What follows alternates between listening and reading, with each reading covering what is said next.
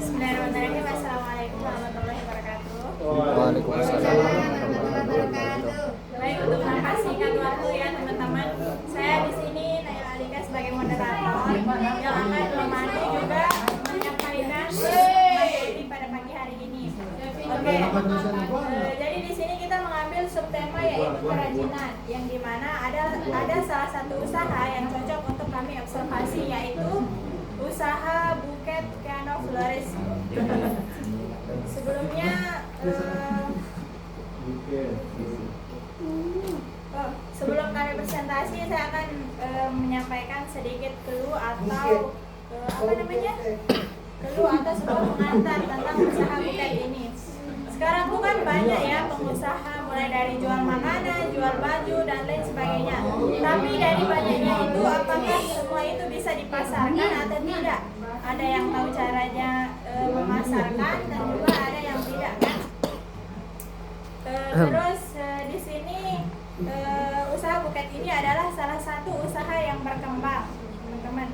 Jadi sebelumnya kami itu pernah bertanya-tanya apa sih yang membuat usaha buket ini berkembang, bagaimana cara si pengusaha ini memasarkannya, bagaimana cara pengusaha ini mengelolanya, bagaimana cara memasarkannya. Untuk itu mungkin akan lebih jelas lagi ketika kita mendengarkan paparan dari teman kita, Saudari Dela Diatun. Waktu dan tempat dipersilakan.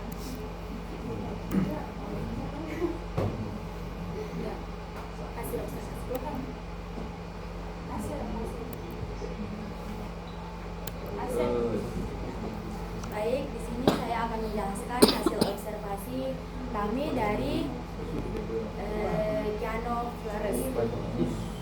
Hasil observasi usaha ini dimulai pada tahun 2018, namun sempat vakum selama 2 tahun dan lanjut pada tahun 2020, mulai aktif pada tahun 2020. Inspirasi Keanu Flores ini terinspirasi dari paper flowers, yang dimana paper flowers itu adalah bunga kertas pada saat itu sedang ramai atau sedang tren. Modal awal usaha ini dibuat dari keluarga dan kerabat sebanyak 300.000. Terus pendapatan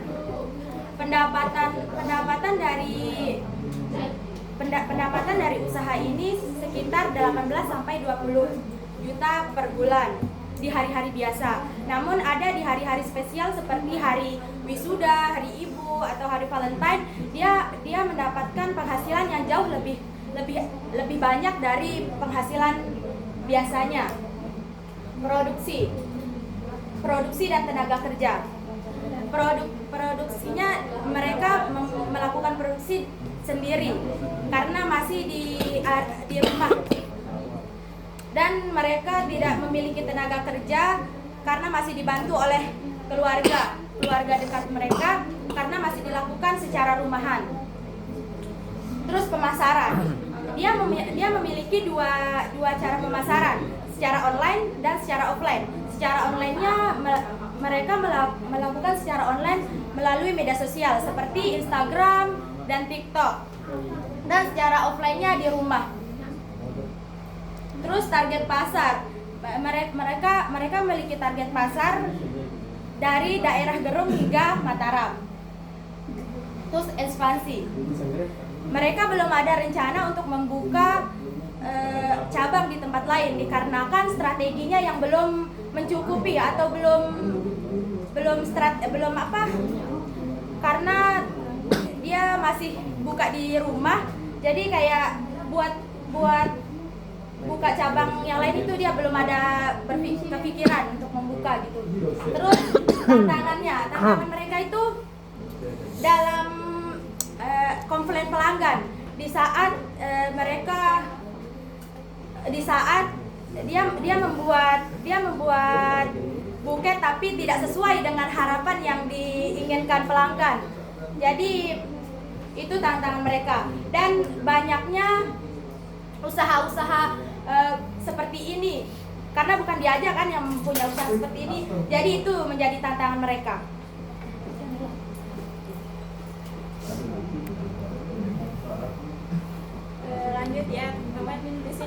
sedikit menjelaskan tentang analisis usaha buket piano florist. Jadi di sini kekuatannya itu adalah konsistensi. Disclaimer dulu, di sini namanya pengusaha itu namanya Kak Dewi ya, biar lebih santai gitu. Santai. Ya.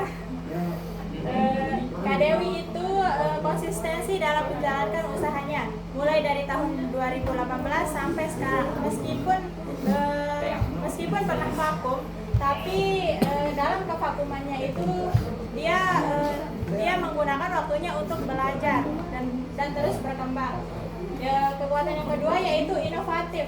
Jadi usaha buket ini nggak hanya itu saja modelnya. Bisa Kak Dwi ini punya ide-ide yang kreatif untuk membuat buket agar tidak monoton dan menarik pelanggan gitu. Yang ketiga itu produknya tahan lama, tidak seperti makanan kan, makanan cuma bisa bertahan sampai 1-2 hari saja. Tapi kalau buket itu bisa bisa bertahan kapanpun sampai kapanpun asalkan tidak dirusak. Yang kedua itu kelemahannya adalah yang pertama lokasi yang kurang strategis. Jadi di sini Kak Dewi itu masih bertempat di rumahnya untuk membuka usaha gitu.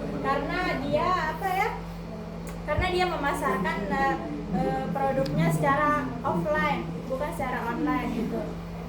Yang kedua itu kekurangan tenaga kerja. Di sini Kak Dewi itu hanya dibantu oleh keluarganya saja, tidak dibantu oleh orang lain, tidak ada campur tangan orang lain. Mungkin materi selanjutnya akan disampaikan oleh saudari kita Akbar. Saudara kita Akbar. Waktu dan tempat dipersilakan. Baik.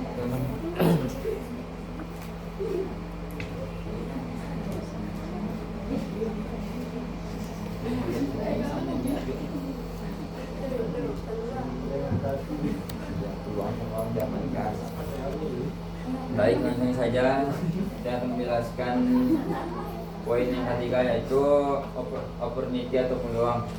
Permintaan tinggi saat momen tertentu. Jadi permintaan tinggi ada di waktu-waktu tertentu seperti Valentine, wisuda, dan pernikahan. Terus potensi pengembangan usaha. Potensi yang dikembangkan oleh Kak Dewi ini yaitu buket usaha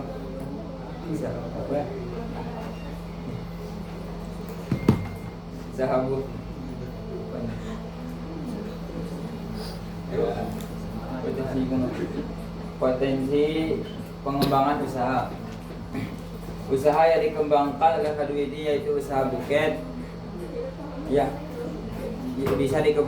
yang bisa dikembangkan secara tempat.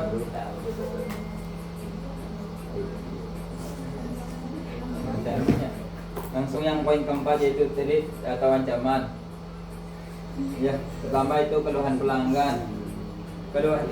Keluhan pelanggan yaitu lokasi yang tidak memadai, yang tidak sesuai. Keluhan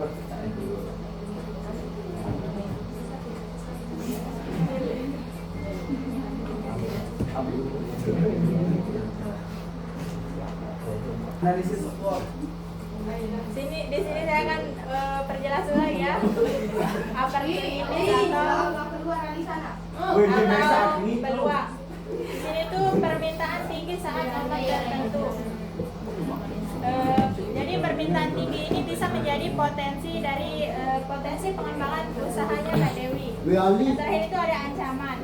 Ancaman yaitu keluhan pelanggan yang orderannya itu tidak sesuai dengan harapan mereka. Yang kedua ada resiko ekspansi. Yaitu resiko ekspansi ini Kak Dewi ini